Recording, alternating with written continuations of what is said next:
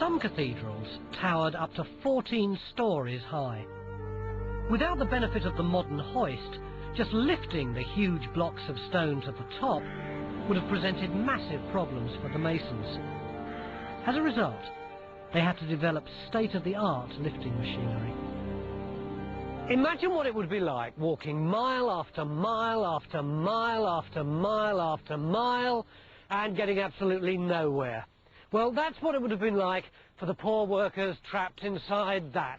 Which brings me to my next worst job, the treadmill worker. I've travelled all the way to Normandy in France to see this replica, which has been designed using medieval illustrations as a guide. It was the treadmill that provided the power for the medieval crane. So if you were the one doing the treading, it was a pretty menial task, but it was crucially important. The medieval crane builders had two alternatives. They could either build a small wheel, which was pulled around from the outside, or else they could make a much bigger wheel, which was powered by two people inside. The bigger wheels could lift the larger loads, but this was new technology. The cranes were really experimental, and there was always the danger that they might collapse. So working inside that wheel could be really dangerous.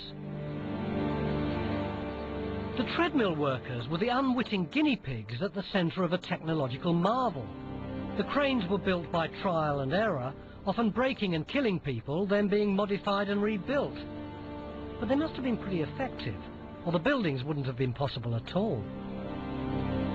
Medieval illustrations seem to suggest that the crane was actually lifted onto the top of the cathedral as it was being built. So the craftsmen must have had some sort of way of lifting the crane up in pieces, maybe using smaller cranes or possibly a windlass.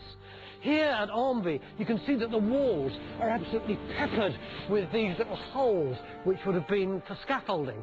So as the walls got higher, so the scaff went higher, and the crane went up and up and up, until it was right on the very top of the cathedral itself.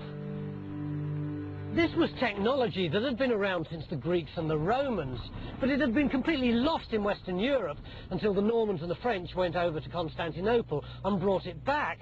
In fact, it was these machines alone that enabled the great medieval cathedrals to be built, because they were the only way that people at that time had of lifting massive blocks of stone the size of a car. And in fact, it's this car that we're going to lift. Michel, Frank, Ellie, how does this work?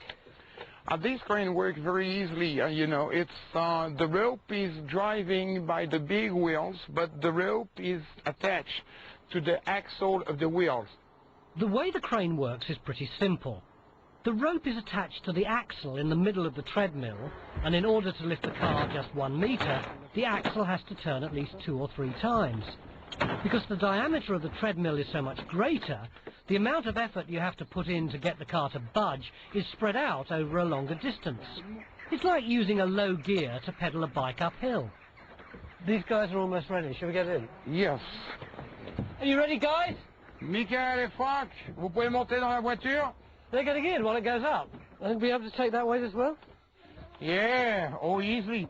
This crane can take twice weight than we have actually, you know. We can take 2 tons. Oh yeah, easy. Which way? This way? Okay, to lift we go this way. All right. We don't have to rush, you know. Yeah. Working slowly will do the job anyway. Oh, it's going now. Look, it's really going up now. Who are the people who would have been doing this treading? Most of the time they use blind people. Blind people? Yes. Why was that? To secure the whole process, because if you turn inside too much, you will feel some kind of attraction for the emptiness. You mean that if you're blind, you don't look down 300 Right. foot and see the terrible fall that awaits you? Right. That's very sympathetic of them, isn't it? Yeah, it was one way to... they can serve the community.